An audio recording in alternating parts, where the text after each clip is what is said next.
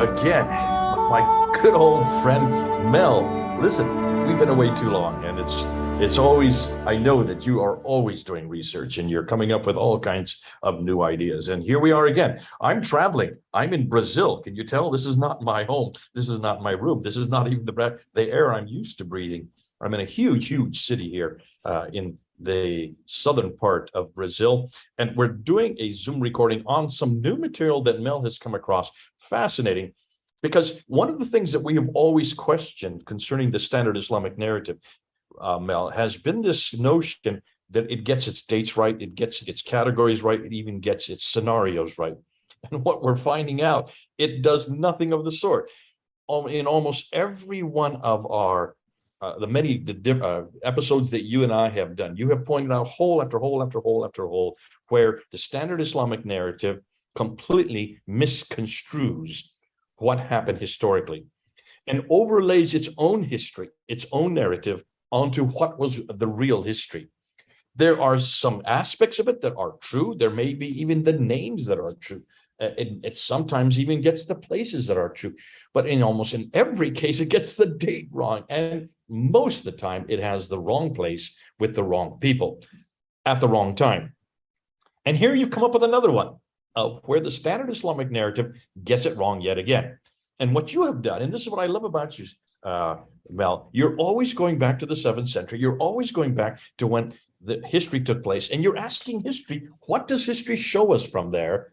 And you're going to show us that this whole RIDDA war, this war of apostasy, and some of the expansion of Islam immediately after Muhammad's death. So he died in 632. You're going to show us how in almost every case they even got that wrong. So over to you. Help us out. Where do we go? And what are we going to find? Yeah, so, well, we could say that the standard Islamic narrative, as we understand it today, has it wrong. But actually, if you go back to the early records, there's a guy called Saif ibn Umar, and it looks like he's got things wrong. It looks like he's got the Hijra year wrong, but we're assuming that he's using the same notion of the year of the Arab as we have it today.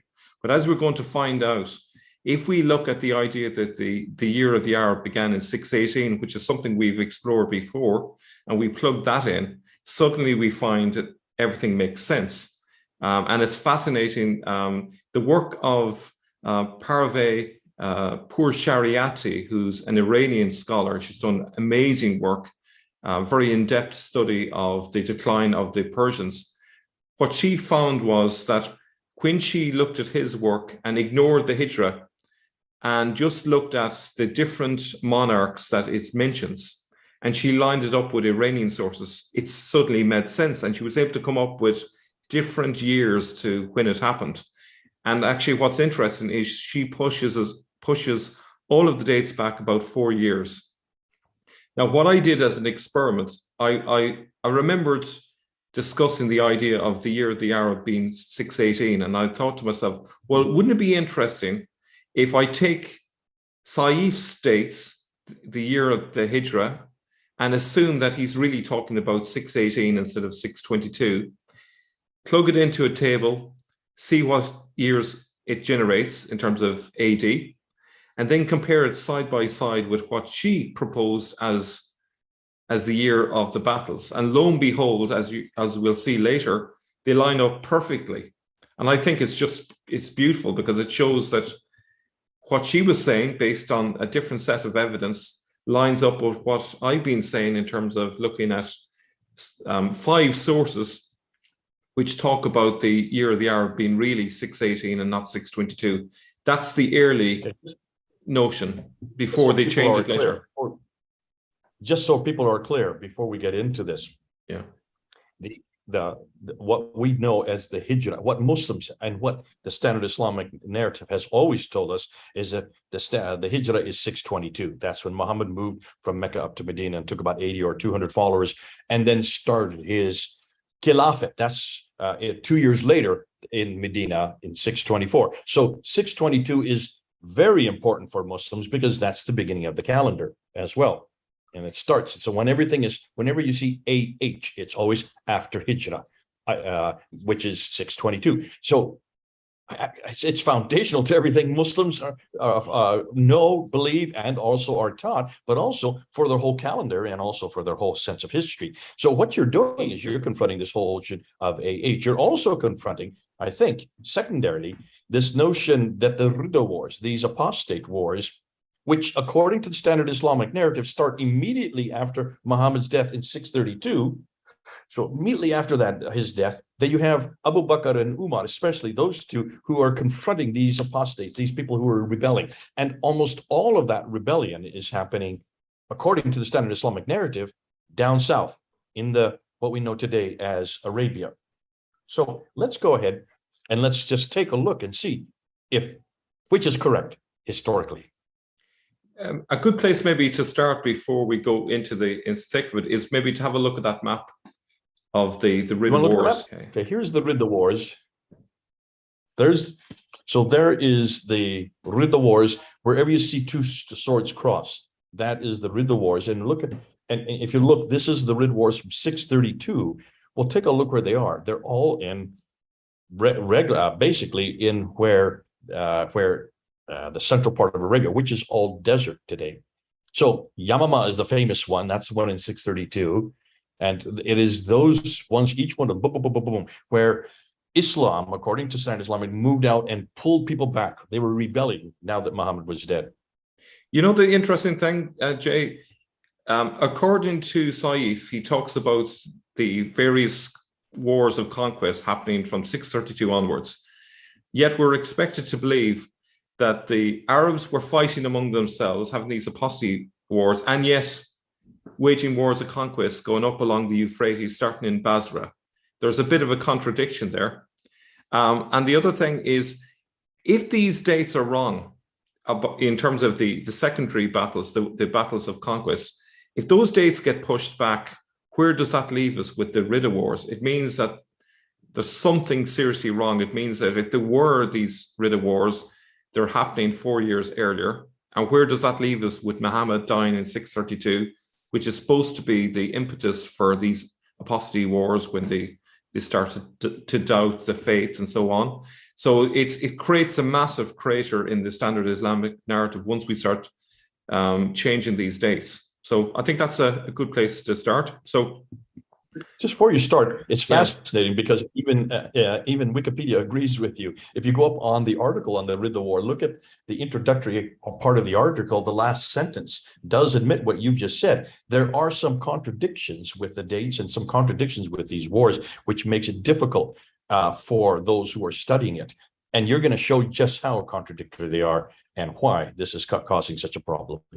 Yeah, and actually, because of that sense of that these dates are contradictory, I actually didn't believe any of the sources about these battles because I just thought, well, they're all just unreliable, ahistorical. But what's interesting is poor Shariati makes a brilliant case when she actually looks at the politics that was happening in Persia and looks at Saif's account. It lines up perfectly. He knows what he's talking about, and he does talk about the infighting among the Persians. He does mention names, and she was able to find these names, and actually sometimes he gets the spelling wrong, as you'd imagine, because he Arabizes some of the names, but she was able to unpick all of those and get the dates. So it's quite incredible. So let's share my slides. Okay, so I'm using the phrase conquest and apostasy wars to kind of cover it all really, because that is the title for Saif's book. So when did they really happen?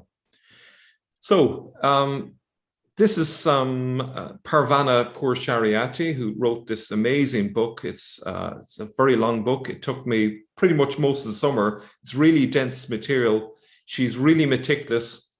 I've become an instant fan of her scholarship.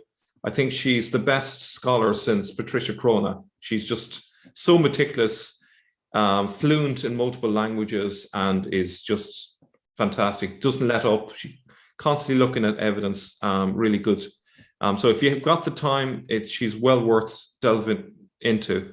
Okay, so Saif ibn Umar is an 8th century Islamic historian and compiler of reports who lived in Kufa. And his book, The Great Book of Conquest and Apostasy Wars, is is one of the sources that is being used. And also there are multiple Iranian sources which are also used to compare that, and these are discussed in her book. So Saif's account of the initial phase of the conquest of Iraq begins with a very significant chronological and symbolic indicator.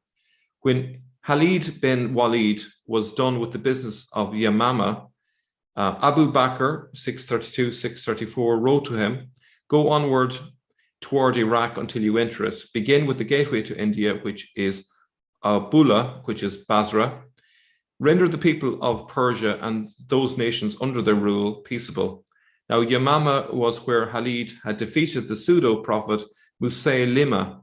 The signifier at the very inception of Saif's account, therefore, is the RIDDA Wars conducted under the direction of Abu Bakr. And this is quoted directly from her book. So wherever you see her reference underneath, you'll know it's from her and not my words. Okay. So the accepted Hijra chronology provided by Saif, moreover, puts the start of these wars in 12 AH, which is conventionally dated to 633. Okay. Now, so the idea with the RIDDA Wars is that Muhammad dies and then you have the RIDDA Wars. That's the chronology. So if he died in 632, the RIDDA Wars happened afterwards. Obviously, there is one problem. The only contemporary reference to Muhammad that we have, at least an early one, is Thomas the Presbyter, who names as someone called Muhammad, but puts him near Gaza in 634. So that's a problem, straight off. That doesn't fit in with Islamic narrative. So if we look just at one other thing, yeah, Mel, we do have that. We also have the coin with Muhammad's name on it about the same, just a little bit later than that. And it also has the person who is referencing Muhammad holding a cross, which suggests that whoever this Muhammad was is a Christian from the coin, and also Thomas the Presbyter's reference. Absolutely. So too far north and the wrong religion. Yeah. So it's a bit of a mess. If Muslims are looking to get confirmation of the Islamic narrative from these early sources, they're not going to find it. It's a mess.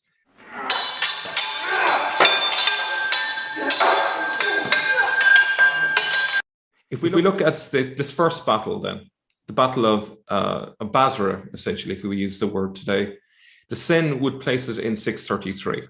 So here's what Pur Shariati has to say. Now, these raids, as they're called, are described under the year 12 of Hijra and are said to have been directed by Abu Bakr after the defeat of Musaylama. Who were the Persian commanders participating in the Battle of Abula, however? And what are the Sasanian chronological indicators for this battle? So she asked the question that so many scholars have ignored. It's asked the honest question. Well, who was running the show in the Persian areas at this time? And they simply just ignored the fact that they have dates for these people and they haven't tried to line them up. But people have been tied to the Hijra date and just ignored this much more important indicator of the chronology. So she goes on to say that during the course of this war, Khalid wrote to Hormuz and urged him to become a Muslim or opt to pay the jizya. So there's a specific person that we can date. At the receipt of Khalid's letter, Hormuz sent the news to Shir-Uyi, Kubad, and to Ardashir III, after which he mobilized his forces. And she goes on to say, unlike Saif's account, where there is a confusion as to whether this war took place during Kubad's reign, 628, or during Ardashir's reign, which goes from 628, 630. However, Ibn al-Athir maintains that the Battle of Abula took place during the reign of Ardashir III. Now, if we look at Ardashir III's reign, it has to be between 628 and 630. Okay, that's a good bit away from 633. So even there, just the mere fact that Saif refers to Ardashir III means that the idea that it's happened in 633 is being shot straight away. It has to be a few years before that. Okay. Now, what she did next is she had a little thought experiment. She said, well, what if we throw out the Hijra dating and then just look at it independently of that and just let the evidence lead us?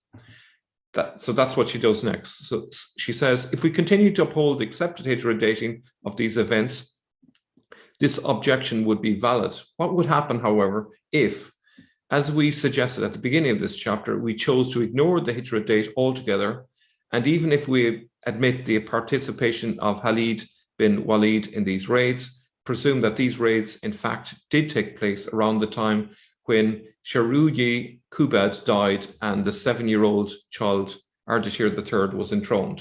So that's the time frame we're looking for. Would this alternative chronological scheme make sense if we compare it to the information that we have now garnered about Ardashir III's reign from the Hawada Namag tradition, which is an Iranian source, and other sources? She goes on to say that now Ardashir III ruled for about 1 year and 7 months until Sharvaraz usurped the Sasanian throne on the 27th of April, 630. Based on our alternative chronology, therefore, the Battle of Abulla would have taken place any time between September 628 and April 630. So we got a really narrow window when this could have occurred. And this is somewhere between 7 and 9 AH. However, since some of the accounts still mention Kubad, we should conclude that this battle probably took place sometime in 7 AH or 628 CE or AD, as I prefer. Okay, so that's the year she gives it. What does the standard Islamic narrative tell us? It's basically 633. That's 5 years out. So that's a massive difference. Who do I trust? I trust her dating because it's based on the Sasanian ruler at the time. So, it has got no axe to grind. It's the Iranians recorded their own reigns, and this also is what Saif tells us. So I think she's on solid ground there. So the conclusion is simply that the sin places in 633, and yet the dating that she would give us based on both Arabian and Iranian sources, 628 CE. We must conclude either that there was no RIDDA Wars or they occurred when Muhammad had he existed, was still alive. So my own hunch here is that the RIDDA Wars were in fact a time of chaos that began when Khosrow died in 628, and the Persians were divided a week due to the Parthians' withdrawal of support from the Sasanians, and that this memory of that time of chaos got morphed over time into the idea that it was over apostasy. And actually, I think this was something you were talking about, Jay, before we record the videos, that it was to do with internecine battles among the Persians. Yeah, this to me is typical, I think, of what the later narratives do. Certainly what we do know from even the traditions, the standard Islamic narrative of Ibn Hisham, Al-Bukhari, Sahih Muslim, Ibn Dawud, all the others, and Tabari especially, you have redacting back onto what things that were happening then, but they put their own narrative into it and they put their own spin to it. And you can see, obviously, this was going on. This was something that really did happen. There were lots of rivalry going on within the Sasanian courts. You're going to be giving example after example after example of just that. Taking and knowing that that existed, they just interposed it into the apostasy wars, into the RIDDA Wars. And that is what you're exposing now, just by putting it up for those four years. But this is what I like. We've known this about the standard Islamic narrative, but here's just another example of where this redaction is going on, and it's intentional to fit their narrative. Absolutely, yeah. I think it's sort of, as we would kind of say, it's kind of accidental in a way as well, because at some point later they changed their notion of when the year of the Arab began. So for whatever reason they changed it from 618 to 622, probably because that was the turning point. Heraclius started to win against the Persians. And so at some point they decided actually that was the key point and not 618. Perhaps because from 618 to 622, it was very piecemeal attacks into other areas. It wasn't that significant really, and then they changed their mind. And so when they did that, it's hard to say. It's probably late in the 8th century, or perhaps even into the 9th century, that they made that switch. And I think somewhere along the line, I think we'll find a witness to that change of dating system. I think that would be really helpful, but I'm pretty confident that there was that switch, as we'll see later when we look at the evidence for the 618 start.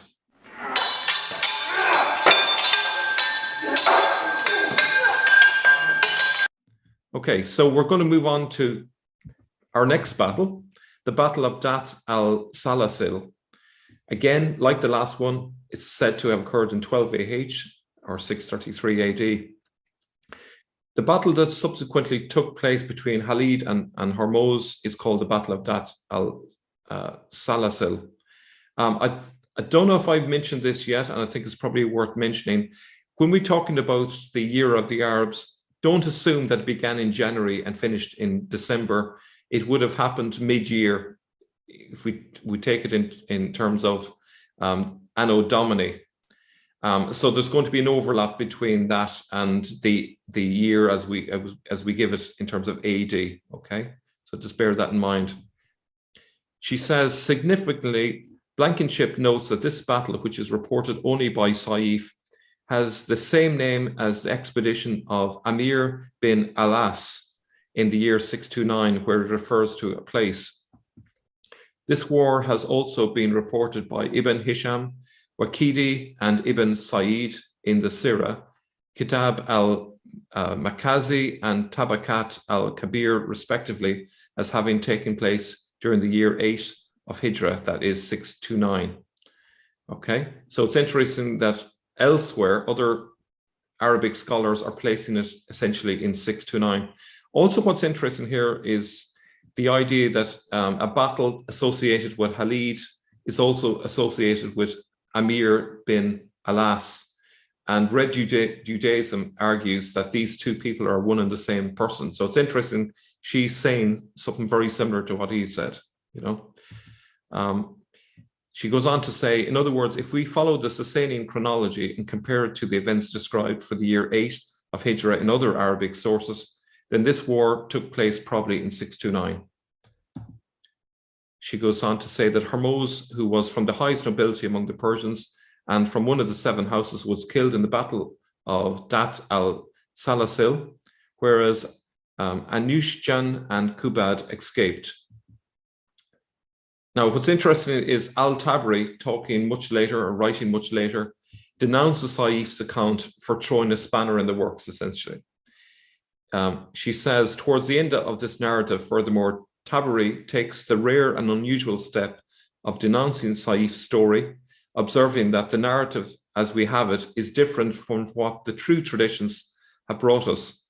For the Battle of Ubula was only in the days of Umar, when it was accomplished in the hands of Utbah in the year 14 of the Hijrah. So he puts it way further in 635, 636. So you can see over the passage of time, there's a drift going on in terms of the dating. So he thinks Saif is unreliable, but actually Saif was spot on with his dating. It's the later Tabari that's really wrong with this. I don't know if you want to jump in on any of this at this stage. Yeah, I mean, this is exactly what we were saying earlier, and that is, in so many respects, Tabari would be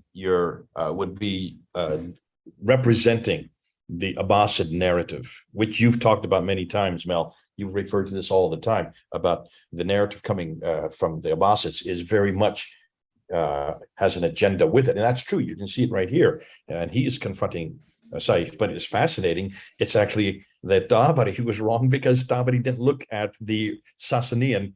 He didn't look at their writings, which Pur Shariati, or I think it's Pur Shariati. Yeah. How do you pronounce her name? Pur or Pur? I'm not sure. You can go. I think we can go with either one. I'm not sure. I would You know maybe what? poor.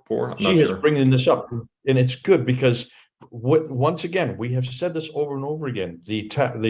Islamic narratives are not only too late; they're too far north. But not only that, they have an agenda. They absolutely hated the Umayyads and anything that earlier. And so they're putting their agenda onto it. They're making it a religious war when it has nothing of the sort. It was these are political battles. This is quite normal whenever you have a great king die.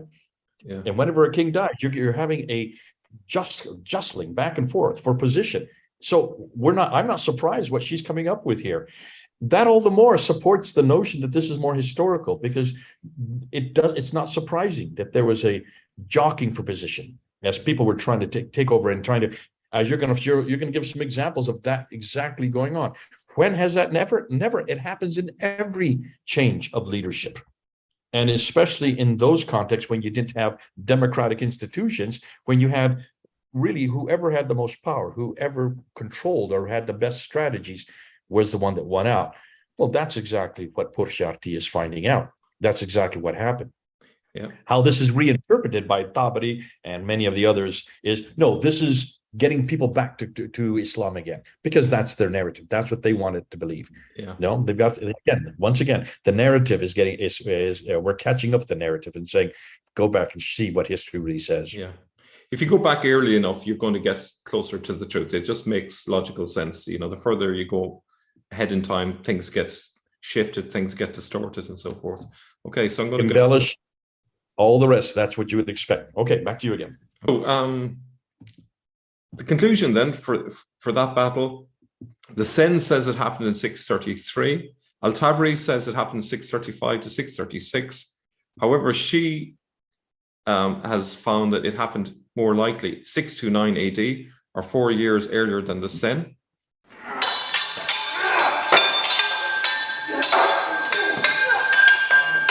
So, and the next battle we're going to look at is the Battle of Madar.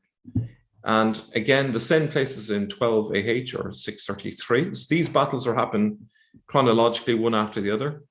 She says that according to Saif, when Khalid bin Walid had written to Hormuz, urging him to become a Muslim or pay the jizya, Hormuz had in turn written to Shuriyi, Qudad, and Ardashir III and informed them of the content of the letter and the fact that Khalid had set out from Al-Yamamah against him.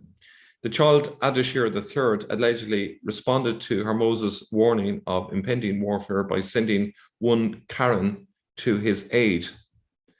She says that the internal evidence provided by Saif on both of the major figures involved in the Battle of Madar and his contention that these were active during the regency of Ardashir III, 628-630, continues to tally with the course of events transpiring in Iran as we have reconstructed these based on the Hawadeh Namag tradition. And she goes on to refer to the internal logic. She says that presumably before reaching Hormuz, however, Karen and his forces hear of his defeat and death, since Hormuz had been killed in the Battle of Dat al-Salasil, which took place prior to the Battle of Madar. The army commanded by Hormuz needed indeed a new commander, hence the dispatch of the Parthian general Karen. And she argues that Saif's knowledge is sound. He knows what he's talking about. Karen arrived at the scene only to intercept the remnants of the fleeing army of Hormuz. Faced with the withdrawal of Sasanian forces, they encouraged each other to turn to the fight once more. Who were these people encouraging each other? Saif provides crucial evidence. The remnants of the forces of Al-Hawaz and Fars said to the remnants of Al-Sawad and Al-Jabal, if you split up, you will never join together afterwards. Therefore, join together to go back to fight once more. So what we can see here is that the Persians had two camps, as it were, and they're encouraging each other to remain united. So she goes on to say, two groups of people are here distinguished, the forces of Afaz and Fars, and two, the forces of Sawad and Jibal. As the regional power of the Pahlav was partially in the north, here identified with Sawad and Jibal, under the leadership of Mahadar, Justnus, and Karen, it follows that the forces of Hormuz must have hailed from Avaz and Fars, that is, from the Parsic domains. So just a little note before going any further. So the Pahlav are the Parthians, so they typically were up in the north. The Parsic were the Sasanians, and they would have been further south, okay? Just to make it a little bit easier. Hence, we are dealing here with a regional distinction. Just so people know, when you say south, you don't mean Central Arabia, you mean south and east. So you're talking more about what it to where today Iran would be. Yeah, we're talking about south in terms of Iran, not in terms of Arabia here, because we're talking about the Persians. Yeah. I know, just so people don't get confused. So the Sassanians were what Sassanians were basically where Iran is today. So that's not in Arabia. Yeah. So hence we are dealing here with a regional distinction, north versus south, onto which a different sort of division is superimposed, the Pahlav versus the Parsic. Okay, so a lot of people think of the Iranians as one monolith, but actually there were regional powers, and the Sassanians had been ruling for centuries. The earlier rulers had been the Parthians, and they were, at this stage, they were second base, as it were. They didn't have the power, but they wanted to be in power.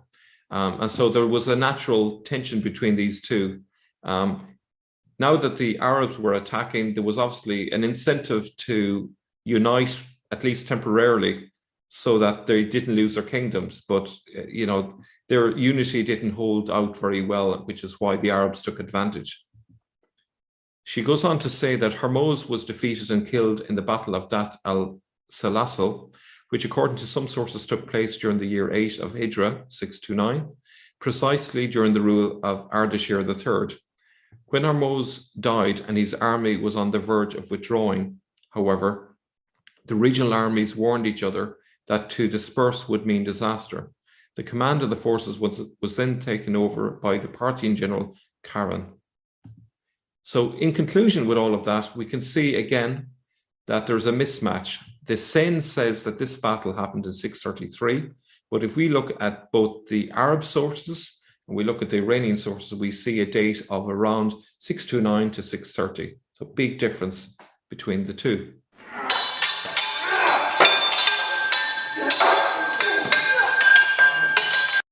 So we're going to move on to the Battle of Walaja, which the Sen again places in 633, so it would have happened straight after. The Battle of Walaja, described next and placed among the wars taking place in 12 AH. The news of the defeat and murder of Karen reached Ardashir III. Once Hormuz and Karen were dead, Ardashir III, or rather the factions in control of the child Ardashir III, because he was a young boy, sent a figure called Andargar to the war front. The command of the Andazargar, if I'm pronouncing correctly, however, was not accepted, and Bahman Jadhuyi was sent in his stead. People then joined Andarzargar and Bahman Jadhuyi to engage the Arabs at the Battle of Walaja. She gives a note that explains that this name, which is difficult for me to pronounce, refers to his role as counselor. The word gar means a position, a role. So a lot of people might have thought that this is a name of a person. It's actually just a title for a role. The name, the pronunciation is Andarzgar. Oh, thank you very much. Okay. Andarzgar. Yeah. So it's close enough. I apologize to viewers. I tend to butcher these names, but I think the idea is probably for me is much more important than the pronunciation. But apologies to any Iranian viewers. She goes on to say that as we recall from the Hawade Namag tradition, however, Ardashir III's reign was thoroughly tumultuous. The Persians were therefore yet again defeated at the Battle of Walaja. And so the conclusion of this again is the Sen says it happened in 633. The sources indicate 629, 630.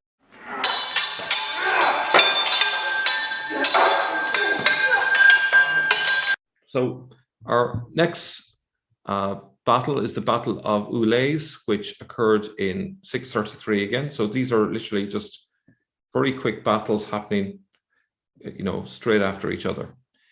With the narrative of the War of the Battle of Ulays, which is still taking place in the year 12 of Hijra, according to Saif, we are given further significant internal sustaining chronological indicators. Batman, Saif informs us, was the spokesman of Persia on one day out of their month. They divided their months so that each month consisted of 30 days. On each day, the Persians had a different spokesman who was appointed to speak for them before the king. Their spokesman was Batman. On the second day of the month, the child Ardashir III supposedly wrote to the spokesman for the Persians and ordered him to go forth in order to engage the Arabs. Batman, however, disobeyed Ardashir III's orders and sent Jaban in his stead, ordering him to not engage the enemy until he returned. Now, she goes on to say that when Batman hurried back to the capital because the news had reached him that Ardashir III was sick, therefore, as one of the leaders of the Parsec, he was in fact returning to the capital to aid Sharvaraz and the Nimruzi faction in toppling the Child King. Hence, based on the sustaining chronological indicators, the Battle of Ulays took place at the time when Sharvaraz had mutinied and was about to take over Ctesiphon in his bid for power, that is around April 630. So this is excellent in terms of evidence. We get a really precise dating, not just the year, but we get the month as well. So clearly the Sen is incorrect in saying it happened in 633. The Arabian and the Iranian sources don't lie. This is a perfect example of exactly what we're saying.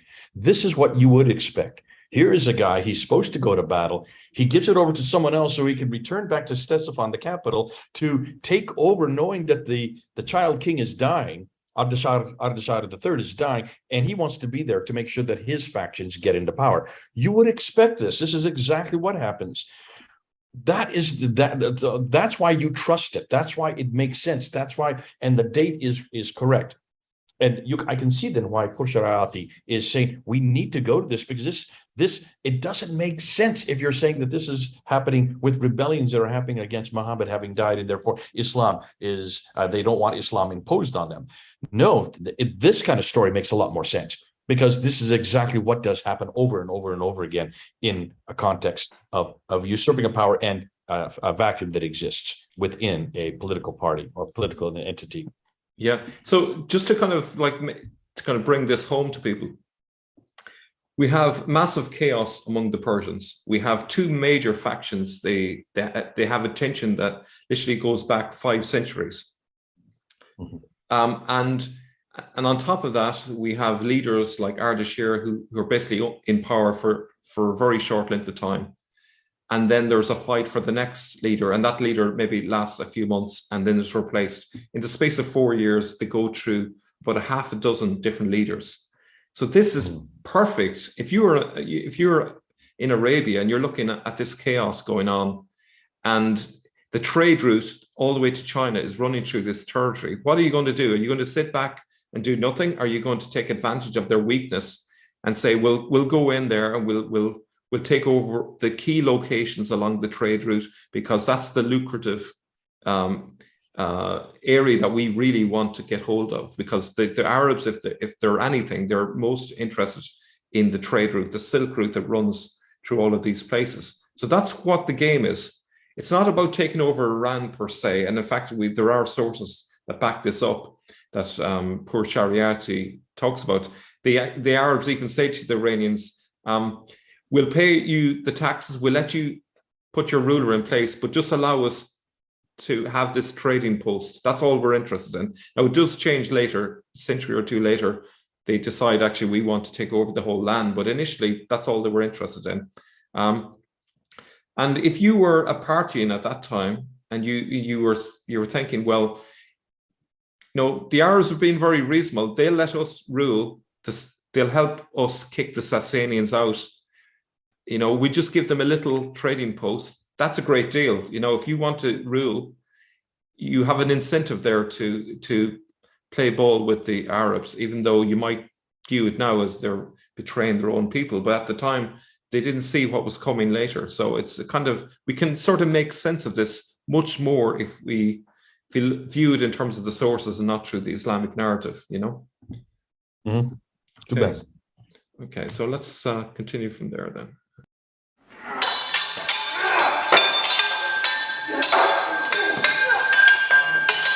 Right, so the next battle is the Battle of Makir. I wasn't able to get a definite on where the location is, but I'm supposing that it was around the Hira area,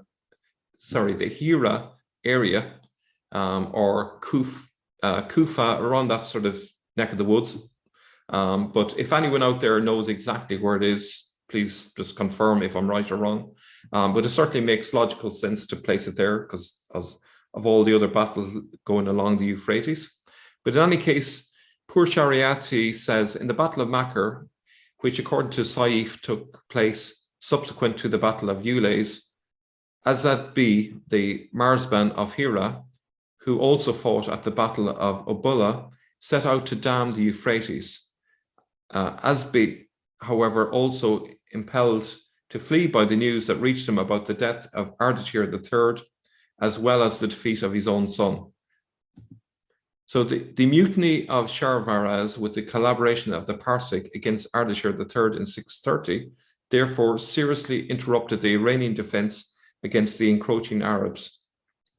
The series of defenses put up by Bahman, Jaban, and Azad B were disrupted by the factionalism engulfing the Sasanian domains, preoccupying the three armies of the realm: the army of Atrapatkan, connected with Azerbaijan, of Sharvaraz, and of Nimruz.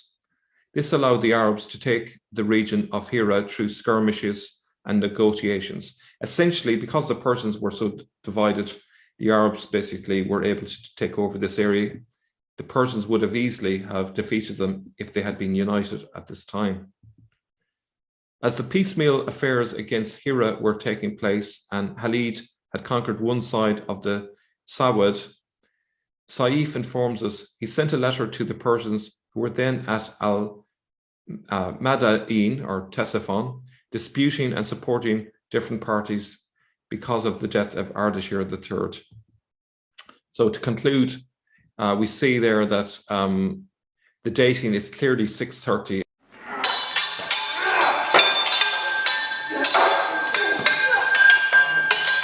So we move on now to the Battle of Vey Ardashir. The Sin says it happened in 12 AH or 634 AD.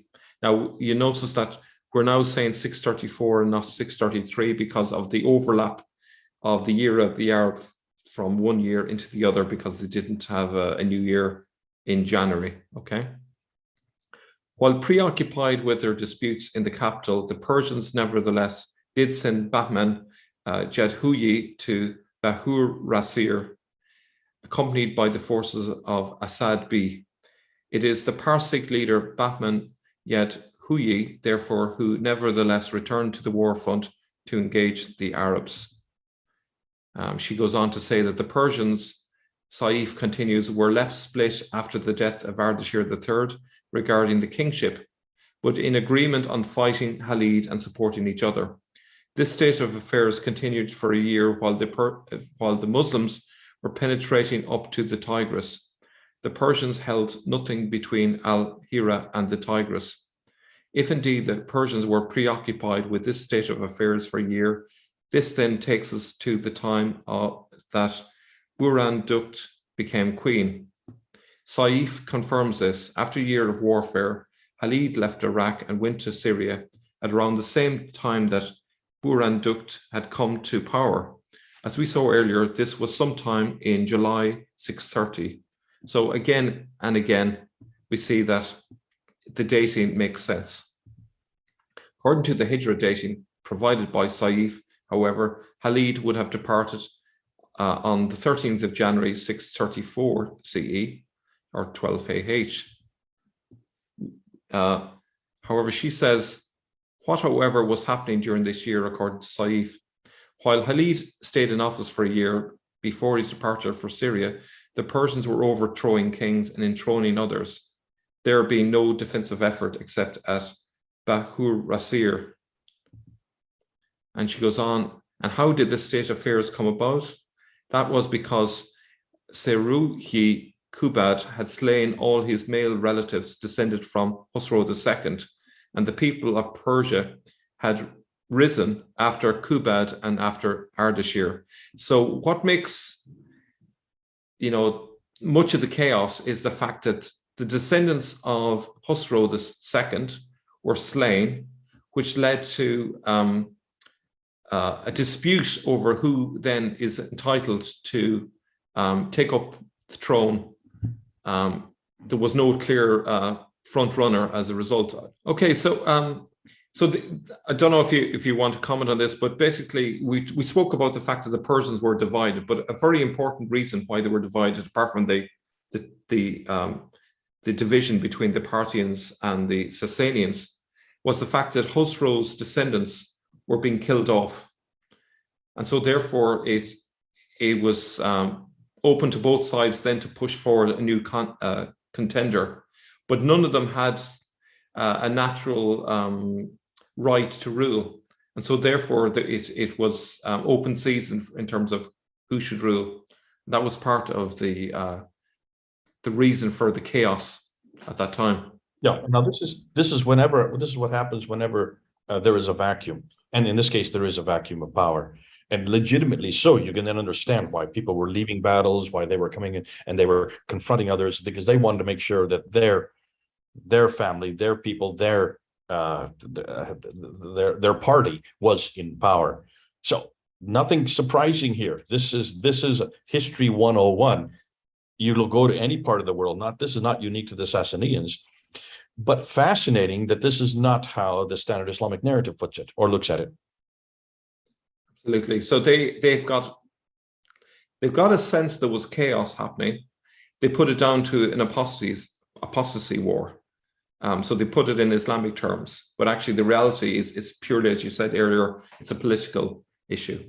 Okay. The comeback that Muslims may say, and I could understand that, is, well, okay, apostasy war, Islam is a political nature. It's a political beast. Therefore, apostasy is not just something that's theological, it's also political. And that when you confront the man, you're also confronting the God, and you're confronting the whole political structure. You're confronting the Khilafat. So to confront the Caliph also confronts the Khilafat. That's what their comeback is.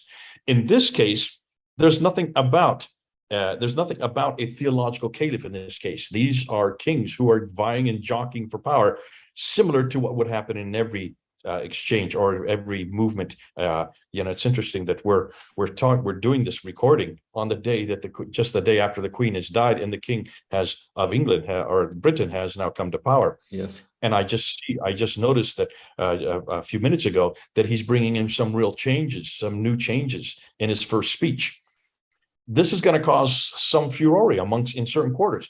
If that has happening even today, we're seeing it happen even today as we speak. Yes. Then why are we surprised that this should be happening among the Sassanians back in the 7th century? Yeah.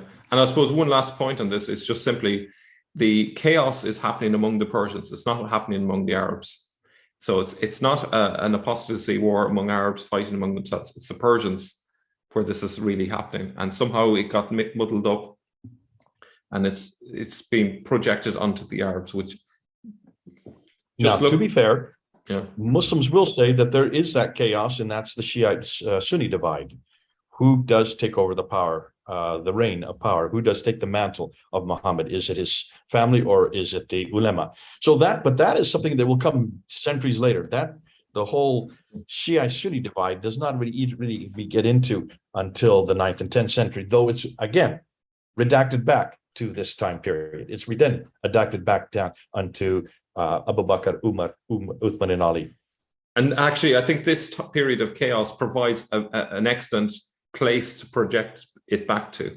So they can use that as an origin story, if you like, for the later Shia Sunni thing. Oh, yeah, I hadn't thought of that. That's a whole new thing you can pull out of this.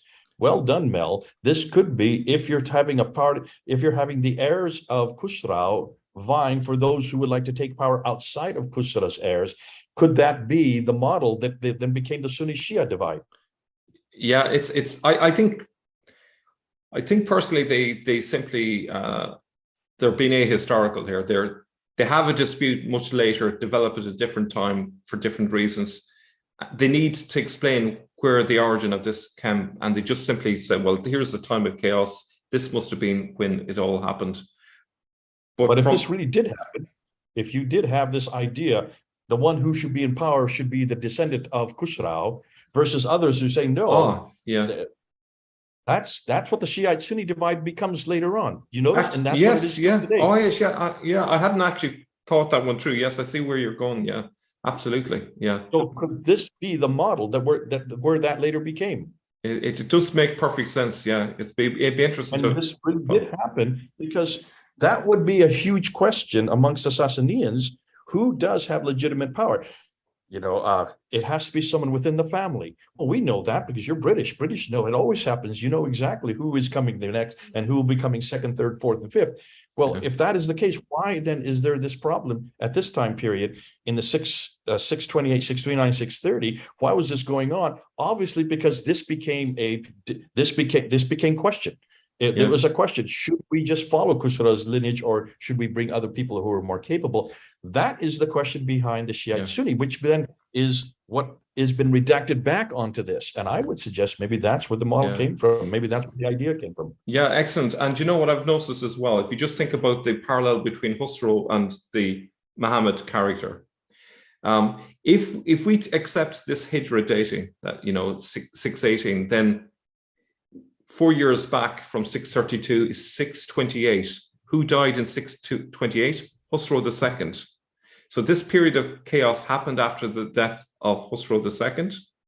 And there's a dispute about who should lead. One party says it's the descendants of Khusrau, the same as with the Sunni Shia argument. It should be the descendants of the Prophet. Others say, no, it should be, other factions for whatever, and their own particular right to rule. So it's okay. the parallel is quite else. Yeah. I'm going to add something else to this. Yeah. Stop and look at the coins. Look at the coins at the period of Muawiyah. Look at the coins at the period of Muawiyah.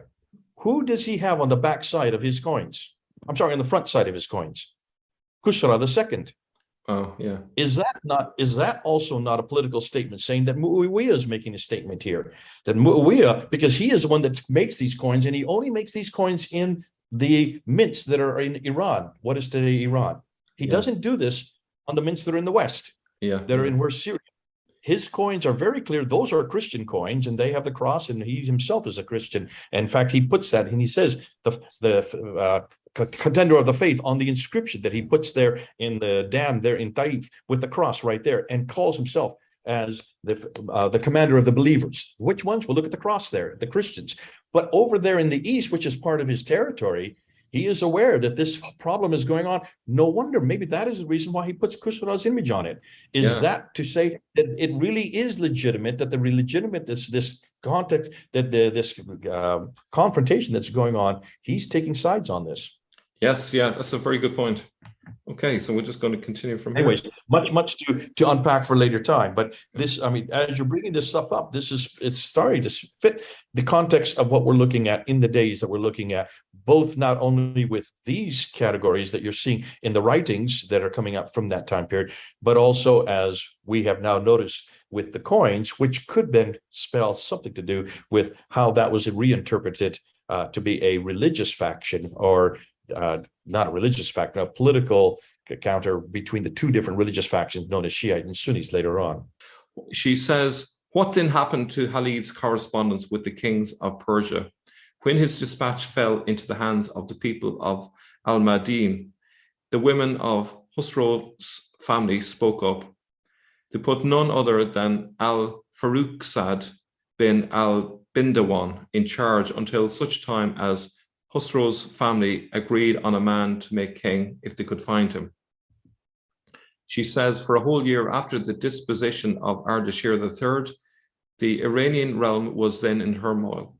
For at least 3 months during this period, the Parthian Sharvaraz, in fact, usurped the Sasanian throne. Saif subsequently follows the course of the events, filling in the lacunae for this 1 year, for not only was Khalid still in charge on the Arab side, and hence had not yet left for Syria, but also on the Persian side, the participants remained the same. And so to conclude this battle, again, we see that the Sen says it happened in 634, and the sources indicate clearly 630 AD.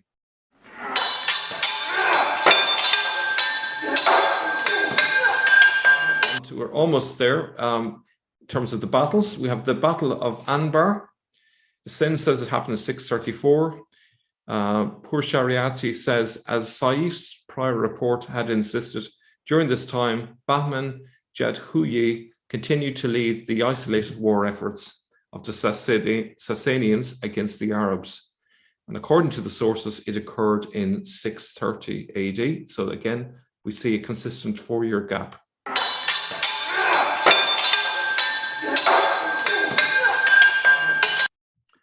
The Battle of Ain Tamir. She says the context of the subsequent Battle of Ain Tamir tallies best with the short period during which Sharvarez was in power, which she gives a very precise date again, April to June 630. After the Battle of Anbar, Khalid proceeded to Ain Tamir, which was defended by a Parthian Mithranid called Mihran bin Bahram Juban, clearly a descendant of Barami Juban, who was a rebel from a few decades before. And so in conclusion of this, we have a clear date, April to June of 630, and yet the Sen is out by 4 years.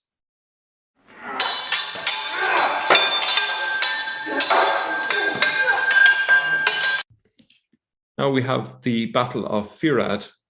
The Sen says it happened in 634 AD. She says that although traditionally believed to have been in 12 AH, based on Saif's Hijra dating, we propose that it actually took place during Sharvaraz's short reign. And so in this battle, unusually, the Persian, the Byzantines, and some Arab tribes joined forces. She says that an attempted cooperation between the Byzantines and the Persians at this juncture of history is quite plausible, for Heraclius, we recall, has instigated the Miranid Sharvaraz to usurp the throne and had promised him manpower as well. She says that the Persians found order 1 year after Khalid had come to Al-Hira, a little after Khalid's departure under the rule of Sharvaraz, one of the relatives of Khusro, and then under Sabur. Here Saif is actually referring to events during Sharvaraz's reign, except that we are thrown off by the Hijra dating interjection that Khalid had departed in 634. She says, significantly, when Saif picks up his narrative here, the Arab commander in charge is not Khalid, but Mutana bin Harita. Ibn al-Athir notes that Mutana came to Hira after Khalid had left for Iraq. She says, now Sharvaraz sent a huge army against Mutana, this time commanded by Hormuz. The character of Hormuz's army is quite significant. It was made up of mere keepers of chickens and swine.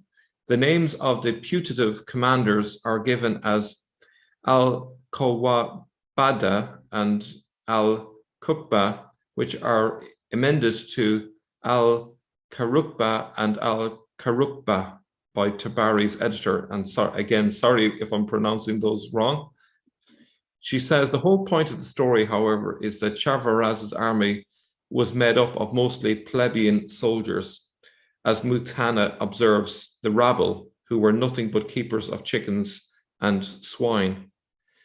Kab and Kuk are in fact the Persian terms for chicken and swine respectively, and the suffix bad means a guardian or a keeper. No need to amend here. Some knowledge of Persian, however, would have helped in distinguishing names of genuine historical figures from fictional or symbolic names, as in the case here. So she was able to identify that these are, if you like, symbolic names to represent the idea that they were a leader of low-ranking people, you know, very low-ranking people from society at that time, keepers of chickens and swine, in other words. So she goes on to say, once he assumed power, and especially since he usurped power, Chavarez was left with very little support, as evidenced by his short rule of 3 months. Apparently, he was not able to bring to the war front enough manpower to put up a defense against the Arab armies, hence his use of the rabble and groups of people who had no knowledge of warfare. And there are more indicators of factionalism amongst the Persians. She says that Butana and Chavarez reportedly exchanged letters at this juncture. Saif then provides us with further significant internal indicators of factionalism. The Persians admonished Chavarez, "You have encouraged our enemy against us by what you wrote to them. When you write to anyone, consult us first."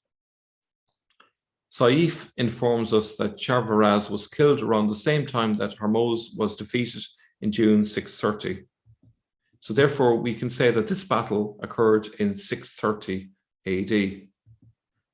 Now, so I'm obviously not going to go through all of the battles, but we have here a very useful table given by Pur Shariarty, and the section in red there, as you can see, are the years, the correct years, as it were, of all of the battles. She also has the various Persian rulers that were in place at that time.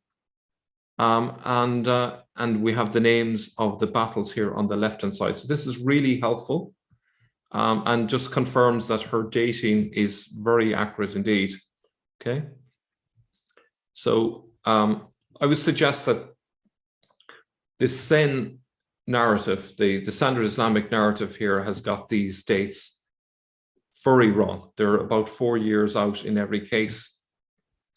And so was Saif's history doctored later, or was the Hijra dating changed? I think, as I mentioned really at the beginning, Saif's testimony was accurate. It makes no sense for him to get the Persian monarchical rulers so correct and yet to get the Hijra wrong. I think when he mentions the Hijra year, he meant from 618 AD, not 622 AD. So we're going to move on to the evidence for why I believe the year began in 618 AD. Yeah. Okay, so here is evidence for why the Hijra really was 618. We got outside sources right up to 754 AD that claim that the year of the Arabs began in 618. So we got the Hispanic Chronicles from 754. It says clearly there, as you can see, the Saracens rebelled in 618, the 7th year of the Emperor Heraclius, and appropriated for themselves Syria, Arabia, and Mesopotamia. We got a second source, the Byzantine Arab Chronicle of 741, relying on the Syriac common source, and it says, in the 7th year of the aforesaid ruler Heraclius, the Saracens, in rebellion and hostile to the inhabitants of the provinces of the Romans, by stealth rather than by open attacks, incite the neighboring tribes. Now, they mentioned the 7th year of Heraclius, that works out as 618 AD. So that's two sources. We also have a Chinese source. And go back to those real quickly. Yeah. In both cases, do you notice these are not Ridda at all? This is not Hijra either. This is rebellion. Notice what they're calling it. Yes. See, even this whole thing of a movement from one city to the other that the later standard Islamic narratives refers, that's what they're referring to. That's what the Hijra is. None of these chronicles that are referring to from both the Hispanic or Spain and the Byzantine Arab Chronicle in 754 or 741 refer to them as Hijra. This is rebellions against the powers that be. Again, this is a political act. Absolutely. And it's completely political. It's not, this idea that the immigrated from one city to another is that's missing the point. Nothing about immigration here. You notice that? Nothing. No. Yeah.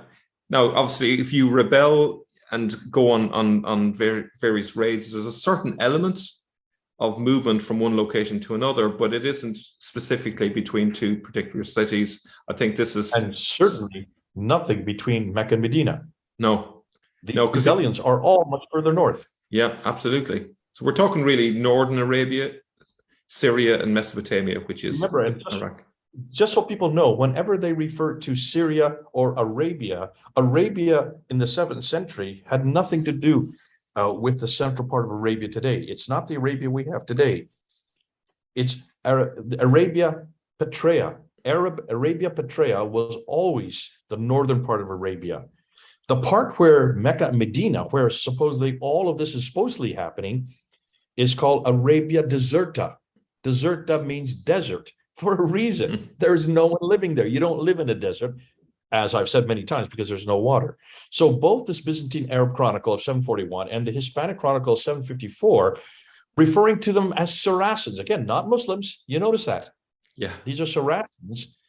They are up in the north. Rebellion, it's a political rebellion, and it's in Arabia Petraea. Syria and Arabia is Arabia Petraea, just the northern part of what would be part of Jordan, and just skirting down as far down as Tabuk, the city of Tabuk today. Okay, so another source. This is the original in Chinese. It's actually from a 651 envoy record from the Dashi, which is in a Chinese record called the Ju Tang Shu. In the second year of Yanggu era, 651, the Dashi began to send envoys to pay tributes. The king's surname is Dashi, which is equivalent of the Tayaye, and his first name is Kanmi Muani. The envoys said that it had been 34 years since the establishment of the kingdom, during which time the crown had been passed down to 3 kings. Look at 651, take away 34, and you get 617, 618. Now, it says 34 years since, so that would be 618, essentially. So it's not in the year, it's not saying 34 years in the year of the Arab, it's saying 34 years since the establishment. So that's 618 again, and this is a very early source. Okay. Now we also have this from the Samarkand, so way off now to the east. Okay, the ruler of the Samarkand wrote to the Tang emperor and said it was the 100th anniversary of the founding of the Taye kingdom. The letter was from the ruler of Kang requesting military assistance from the Tang emperor in the year 719. The letter says that this year, 719, is the exact 100 years since the founding of the Dashi. So therefore, we conclude that the Taye was founded in 618. 619 would be the first year since the founding of the Dashi. And if you keep going up, you'll eventually get to 100 at 719. So they definitely mean 618, okay? Now, what all these pieces of evidence suggest is that the beginning of the Tayaye kingdom was in 618 and certainly not in 622. Poor Shariati ignored the AH and looked at the other evidence. But what if we take the AH seriously, or the Anno Hijra, but instead take the other sources that put year 1 of the Arabs at 618?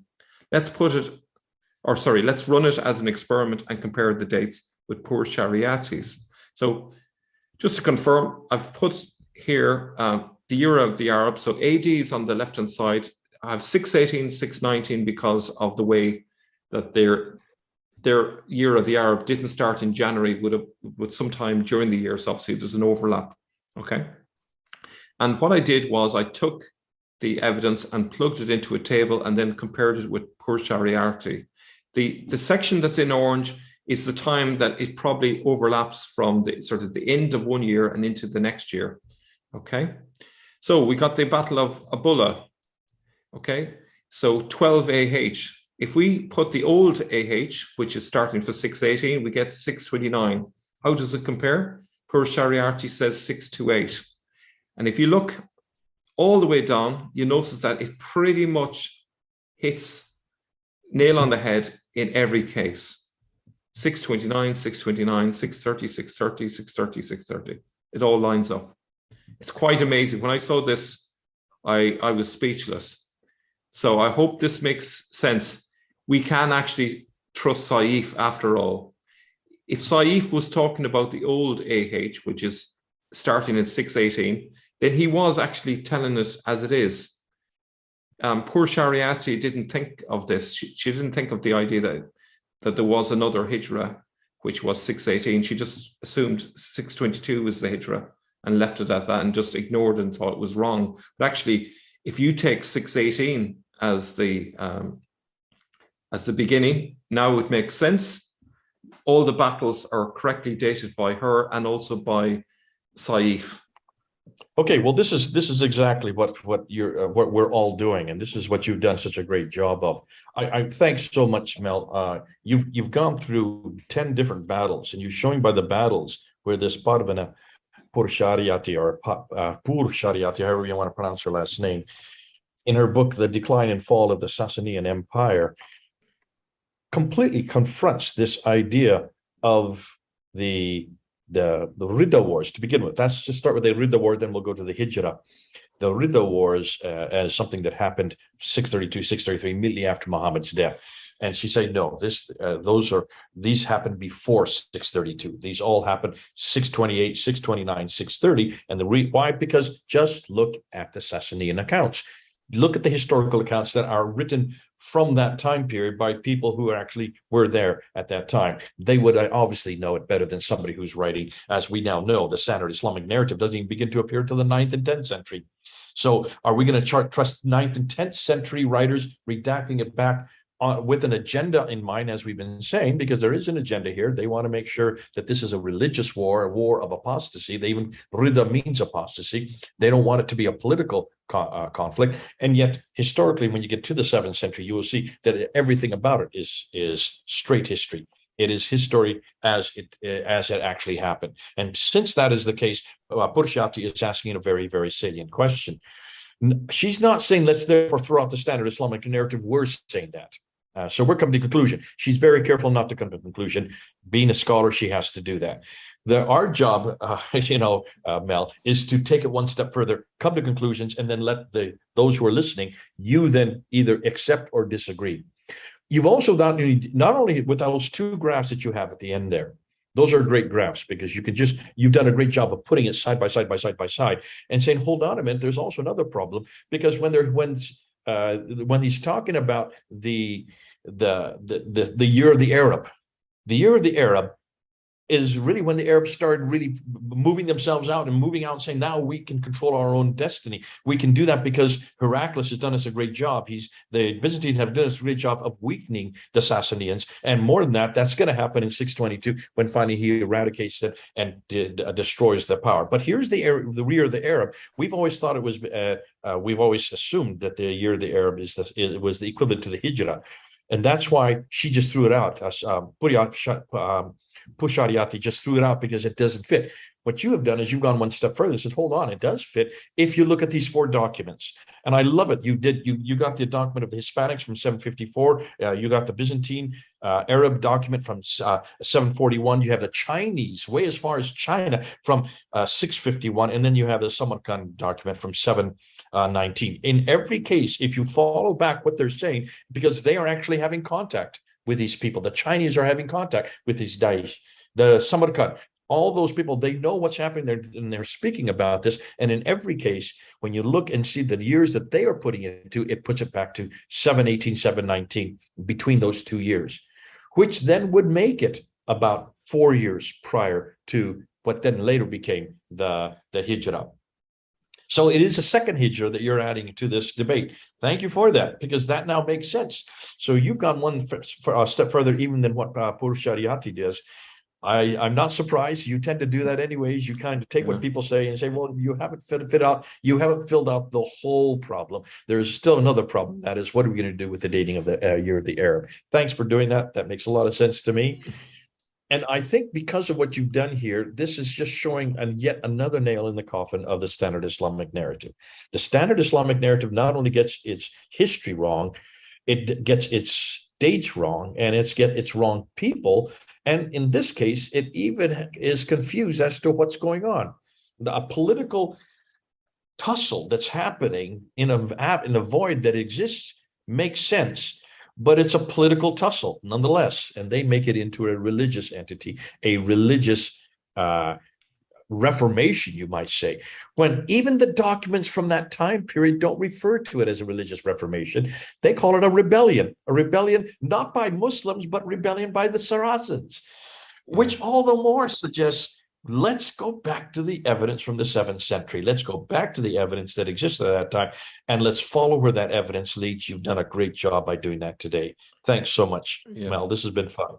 I think one of the things I'd like to draw out from this, it's something that hasn't really been thought about. It's this idea that the Hijra dating had to have been changed at some point, because there's clearly a record there of it, of thinking of it starting in 618. We saw, a record from 751, I think it was 752. Even the historian Saif, who we read from today, he dies towards the end of the 8th century. So he's still operating according to the old AH. Yeah. So the new AH must have come in later, the 9th, 10th century. Who brought it in? I don't know. It was certainly an Abbasid leader. They had an agenda. For some reason they wanted to switch it, but I think that's worth exploring if it's possible at this stage in history to find out who was the person who made that switch. Well, I mean, stop and think that through. The Hispanic Arab document that you refer to as 754, that's way over in the western part of the empire. Yeah. That is not under the Abbasids. The Abbasids would not have had any jurisdiction over there. Yeah. The Byzantine document is 741. That's even before the Abbasids come into power. Sorry, the Abbasids come into power in 749, really 749, 750. Yeah. So you can see that even predates that. So that makes sense that they would not be under their jurisdiction and they would be a lot more clear and a lot more accurate in the dating that they're giving. Yeah. Great stuff. Yeah. Okay. Listen, thanks so much, Mel. Now, first, people, you're going to have some reactions. Mel's putting this up on his site. I'll be putting it up on my site. He go to Origins. That's his site. Those of you who are there are already seeing him on Origins. Others of you are in Fander Films who are watching it here. Make your comments, and both Mel and I will be looking at the comments. And try to respond to them as best we can. It's been a long time since we've had you here, Mel. Great to have you back again. Let's go ahead and let's get some more of this stuff up and let's let people react to it. God bless you. This has been great. I'm here in Brazil, 4 hours ahead, behind you. You're always ahead of me, and you're way over there in Ireland. It's good. And yet it looks like we're right next door. We can shake hands. Thanks so much, Mel, for coming on board. Thanks so much for introducing this to us.